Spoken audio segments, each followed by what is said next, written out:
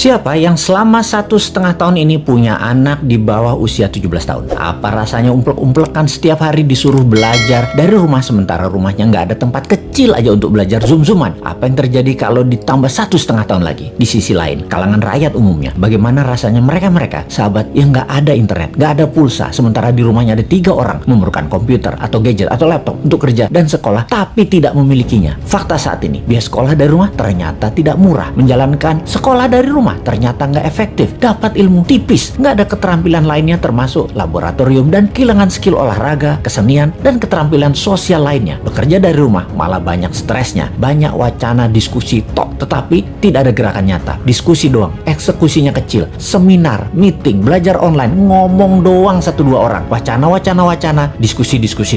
Rekening mah minus juga. Saat ini dunia bergeser jauh. Berapa lama kita akan menjadi seperti ini di bawah serangan virus? Jawabannya, kalau gini cara mengelolanya, selamanya, setidaknya sampai tahun 2025. Demikian kata WHO dan World Bank. Waduh, paling cepet 2023 awal deh. Tetep aja lama. Maunya tahun 2021 ini paling lama selesai deh. Vaksin deh tuh 100% orang Indonesia. Pertanyaan lagi, apakah selesai COVID? Ya nggak tahu juga. Menurut Ngana, selesaikah COVID ketika 100% manusia Indonesia sudah divaksin? Jawabannya nggak tahu. Misalnya, manusia setelah divaksin, efeknya tingkat kematian dan fatality-nya menurun, tetapi tetap bisa kena. Dimana kalau kena ya isolasi mandiri, katakan 10 hari. Setiap hari ada 30.000 orang bergantian bergiliran. Tiap hari ada 30.000. Karena 10 hari di isoman, maka yang dikurung hari itu adalah 300.000 orang per hari yang terkurung gantian sampai 100 juta orang. Gitu ya, 2 tahun itu bisa tercapai. Bisa lebih. Serem amat ya kalau ini terjadi. Untuk mencapai 60% populasi yang benar, ya bisa 2 tahun lagi, mungkin bisa 4 tahun lagi. Kalau hal ini terjadi, maka bukan hanya ekonomi yang ambiar, tetapi keterampilan sosial anak kita, keterampilan lainnya hilang. Bisa terjadi generation gap yang parah, di mana di tahun 2045, 24 tahun lagi, mereka usianya yang sekarang 10-20 tahun itu adalah mereka menjadi tulang punggung angkatan kerja dan usaha. Mereka, bayangkan, tidak punya keterampilan yang mumpuni. Maka angkatan yang usianya 50-70 tahun di kemudian tadi masih tetap bekerja dan ini tidak efektif. Maka gawat kalau bernegara tidak ada yang memikirkan hal ini, tetapi lebih memikirkan tenaga kerja asing bagaimana bisa masuk terus dengan dilindungi pejabat paling berkuasa. Alhamdulillah berhasil masuk terus. Itu lebih penting baginya sekarang. Saat ini generasi mendatang ngapain gue pikirin katanya. Yang penting saat ini lagi berkuasa, gak ada yang boleh halangin. Pokoknya gigi 5, gaspol, gue harus kaya. Lalu siapa yang urus generasi muda yang sudah 1,5 tahun ini dikurung di rumah? Ditambah masih ada kemungkinan dikurung lagi 1,5 tahun lagi. Kita urai masalahnya. Kalau anak usia saat ini 7-11 tahun, usia SD, mereka tidak mengerti banyak tentang culture, budaya lokal